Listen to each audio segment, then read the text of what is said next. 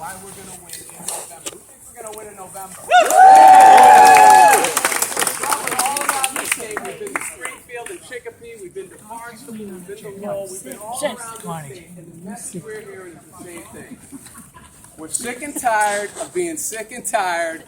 Get government out of our lives. Let's scale it back, right? So for those of you who know me, it's David D'Arcangelo. For those of you who don't know me, I'll tell you a little bit about myself, why I'm running, and then I'm going to try to make it to another event to do the same thing with some good folks over in Beverly.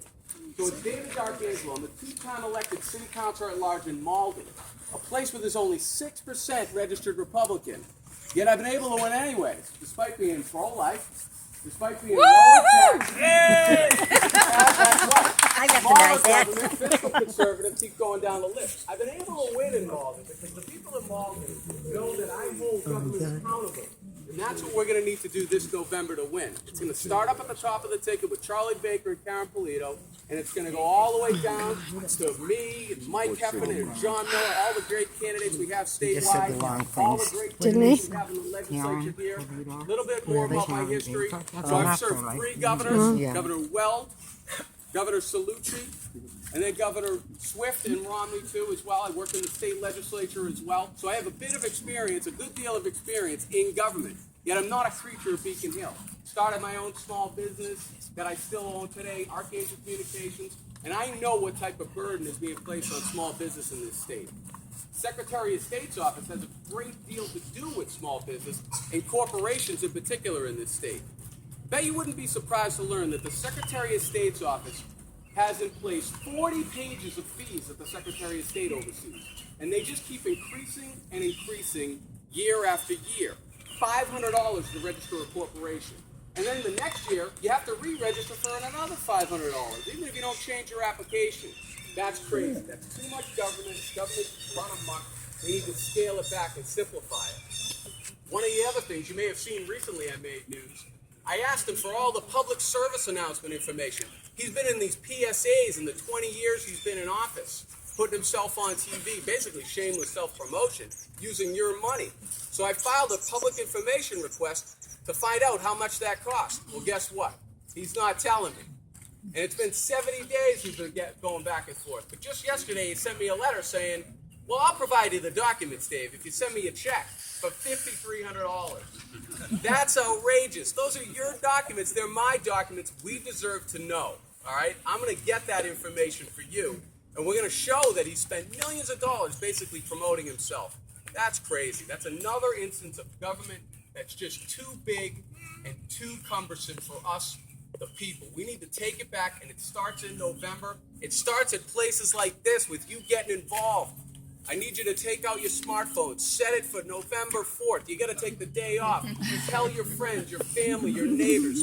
We've got to get everybody involved. And if we do that, we're going to win. And we're going to take back Beacon Hill and restore viable two-party government to give Mark and Jim here a chance to keep fighting for the Pelletiers. Let's hear for them with that. That was tremendous.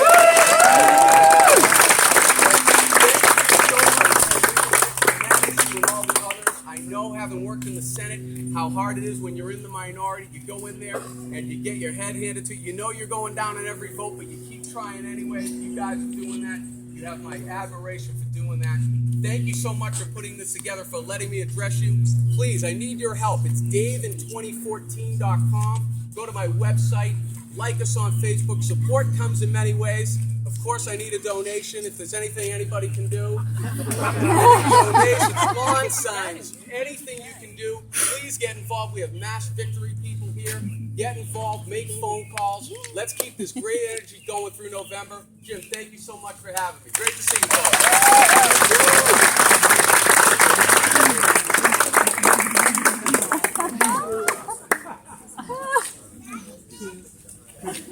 I need some help tonight. My son Gaetano. Hi. This is Angelina. So I was trying to think of what I was going to say today, and I decided to take the advice, which for me may not have been good, but the advice that I always give Jim before he goes up to the microphone in the House chamber or before he's going to speak at events. say throw away the script because he's so much better on his toes and his feet, and he just lets it go. So I'm going to do that, and I'm usually not good when I let this interact on my feet. So bear with me. 2011, there was a big class of us, and I think it was 19 new Republicans. 19, Jim?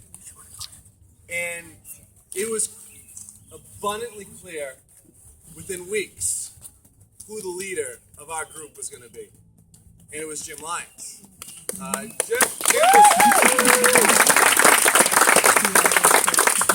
was someone who got in there and immediately saw the problems of Beacon Hill. And not only did he see the problems, he didn't do what so many other people did when they went up there. They fell in order.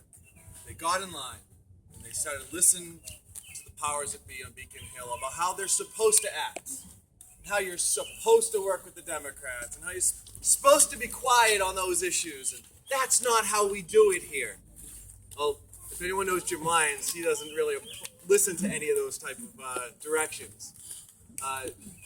And soon we realized that Jim was going to be the guy that was really leading the agenda for the reform Republicans on Beacon Hill, whether it be spending bills, runaway debt that we're leaving our children, or whether it be issues of family values, like the Justina Pelletier case. You know, when that case hit the news, I immediately called Jim. I said, Jim, we got to do something. I said, we absolutely need to do something. And together, we started to fight on behalf of Justina. And for anyone who says Republicans can't make a difference, Justina's home today. And I don't think that would have happened without Jim Lyons.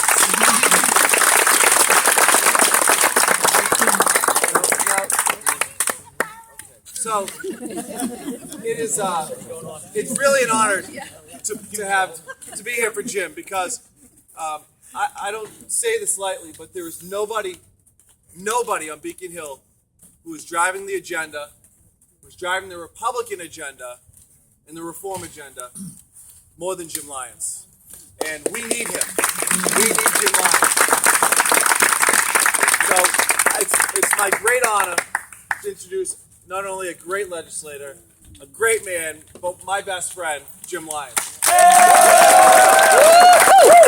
That for all the work she did.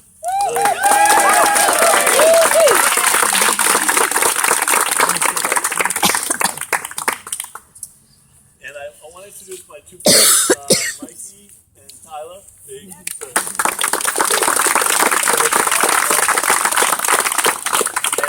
the Ganji brothers, where are they? CJ and Paul Ganji. We refer to CJ Ganji. You've all heard about the tank to gas tax. CJ Ganji was personally responsible for the Merrimack Valley and Essex County, and with his team, got 15,000 signatures. So CJ, thank you.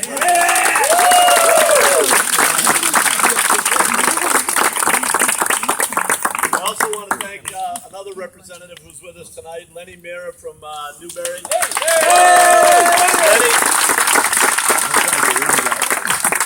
Lenny joined us a couple of years ago. He's a small business owner who's in there, and he's really fighting the battle with us, trying to change the direction of Beacon Hill. And Lenny, thank you very much for coming tonight. I appreciate it. I also want to thank my cook, Amy Duchette. And Jamie told me not to mention him, but he's here also. Where's Jamie? Okay, I knew he was in somewhere. Well, folks, I'd like everybody who's running for office tonight to raise your hand. I'd like you to come up here with me, everyone that's running for office. Lenny. Come on, ladies.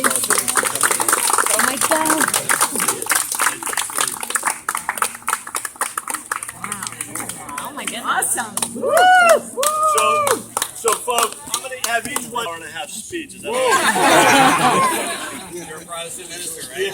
We're going to start over here. I want him to win, as I won't be the oldest guy in the Republican Party. Don't be too sure. I'm Dennis Galvin. I'm running for state representative in the 2nd Middlesex District, which is Littleton, Westford, and precincts 5, 7, and 8 in Chelmsford. So if you have any extra, please send it our way. Thank you. Lenny Mira. Lenny Mira, 2nd Essex, live in West Newbury. Looking forward to joining Jim again next year. Thank you. Vince Dixon. I'm in Winchester. I'm running for the 6th district of the council, Governor's Council. It's a district that includes 10 cities and 10 towns from Charlestown, part of Boston, Alston, Brighton, all the way through Lynn and Marblehead. There is actually a Republican mayor of Lynn named Kennedy. So who said that the city of Sin couldn't have Republicans? And this is a district that is potentially winnable. We do have one Republican on the Governor's Council named Jenny Casey, who is actually running unopposed for re-election. We need 7 more. And I'm sure plenty of people in the 10 towns and 10 districts that go from Winchester through Reading and Wakefield and all these other places. And I see John Moffett of late memory and still alive Republican. Great to see you. We're glad to hear that you're alive, Mr. Moffett. Anyone who doubts that can come up and feel my pulse. From the days I used to be a Democrat, I still have a sense of humor, unlike some of our Republican peers. And of course, Bill Weld and Paul Cellucci were part of our party, and Karen Polito is a protege of that era, and hopefully part of a great team. And remember, tell everyone that we all have great Republicans running, and that if you're fed up with the incompetence, we're the team, and that will get us a lot of seats and a lot of victory. Thank you.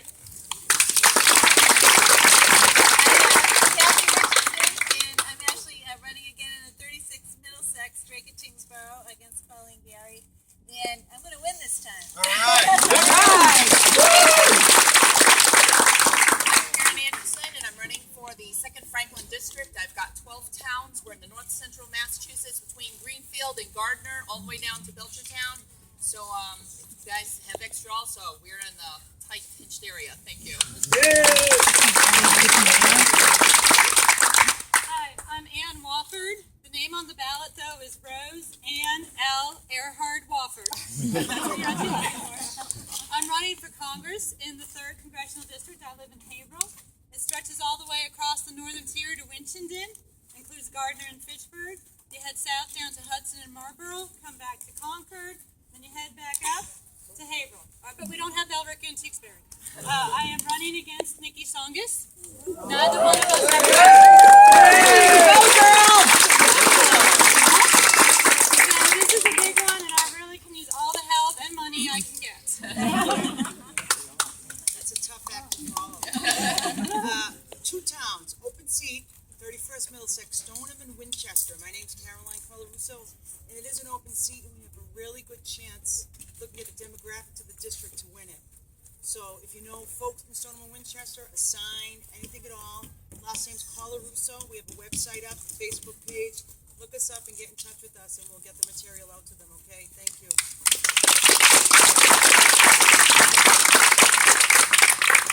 My name is Mike Morales. I live in Andover, and I am running for Register of Probate in Essex County. And if you don't know what that is, you can come out to me afterward. It's not a soundbite. Well, thank you, everyone, for being with us tonight.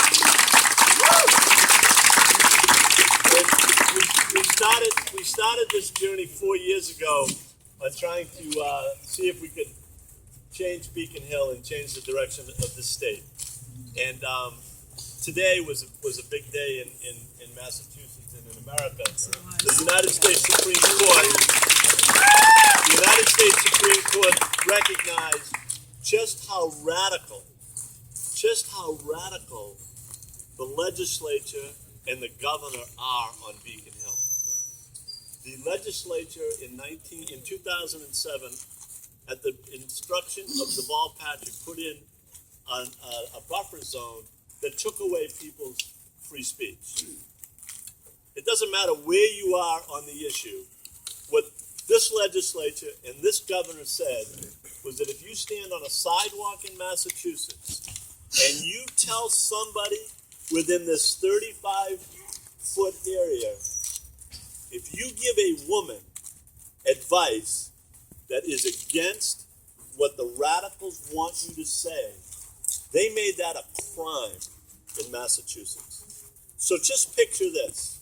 I am standing there with a woman, and I tell her, this is what I want you to look at. And what that says is you have an alternative to the decision that you might make going into that clinic. And someone else is standing beside that woman and says, I want you to go into that clinic. Well, in Massachusetts, for 7 years, what I said would put me in jail. That's what they did in Massachusetts. The radicals on Beacon Hill voted overwhelmingly for that in the House of Representatives. They also passed it by a voice vote in the state Senate, and it was signed by Deval Patrick. I want you to go back to 2007 and go back to 2008, and I want you to know what else was going on at the same time. There's a thing called the probation scandal going on. Rosemary Spadili running for state representative. The next state representative from North Andover. Thank you for joining us. There you go. I also want you to know what was going on in Beacon Hill at the same time. A little thing called the probation scandal was just getting underway. And the people on Beacon Hill who have decided that the tax dollars that go into Boston belong to them. And that's what they were really interested in. On Beacon Hill, they are interested in taking our tax dollars and spending it any way they want. And nobody even knew that this was going on until a couple of years ago. And we are now seeing that case being played out on Beacon Hill and in the court system on a daily basis. And what we've uncovered, and what has been uncovered, is that the power brokers on Beacon Hill truly believe that that money belongs to them. And what we've done with Representative Lombardo and others, a small group of Republican and conservatives on Beacon Hill, are trying to expose what is going on Beacon Hill, and trying to expose that there's a radical agenda that's in place that's going to try to do a number of things. One, they want to increase our taxes so they can decide who they want to spend our money on. Two, they want to increase regulation to stifle small businesses and dictate what goes on a daily basis. And three, they are constantly passing legislation that chips away at our fundamental rights. The Justina Pelletier case is an absolute total abuse of government power in Massachusetts. Amen. An absolute abuse. And one of the things that Mark pointed out was, we got a call to get involved in that case. And Mark called me up and said exactly that. Jim, we have to do something. And the more we saw that case, the more we said, this is an absolute outrage. And you know what the Democrats said on Beacon Hill? You know what the Democrats said on Beacon Hill? We can't interfere. We can't interfere with the courts. They know better. We can't interfere with the courts. And Mark and I decided, well, we have to try to interfere with the courts. We actually called the governor up. We called Governor Patrick up and said, we want to meet with you to discuss what is going on with Justina Pelletier. And the governor would not meet with us, but to his credit, he put us in a meeting on April the 2nd with Secretary of HHS, John Polanowitz. And Mark and I went into that meeting and we said to him, John, you're a father. This is what they did. I want you to know that he did not know the facts in the case. This is the Secretary of Health and Human Services, and I'm telling you, he did not know the facts in this case. Once he learned the facts, he looked at Mark and I and he said, I will do everything in my power to get that young girl home. 60 days later, he followed through, and John Polanowitz kept his word, and he got that young girl home. And I'm telling you right now, Deval Patrick had the authority, had the ability, and never did a thing to help that family. And every parent in Massachusetts should be concerned. That's what we're up against on Beacon Hill. But the good news is we have all of these candidates who've decided that they want to They look at an old guy like me and they said, if Lyons can do it, anybody can do it. And that's the thing. If Lyons can do it, anybody can do it.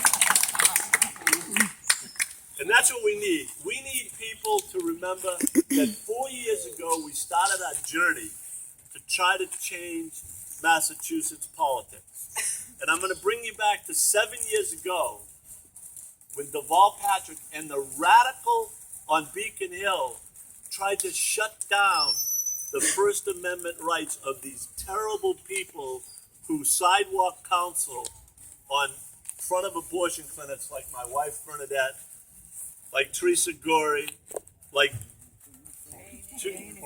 Corey Norris, Jane Finn, all of these radical people.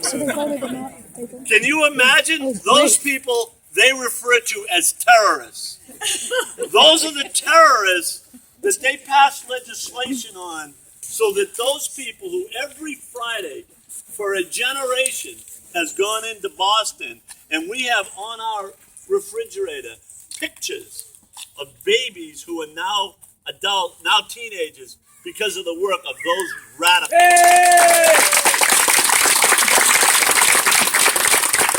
So the lesson here is that took 7 years to turn over, and it was the persistence of a 70-year-old lady called Eleanor McCullen who decided that she was going to stand up to the powers in Massachusetts and take on this challenge.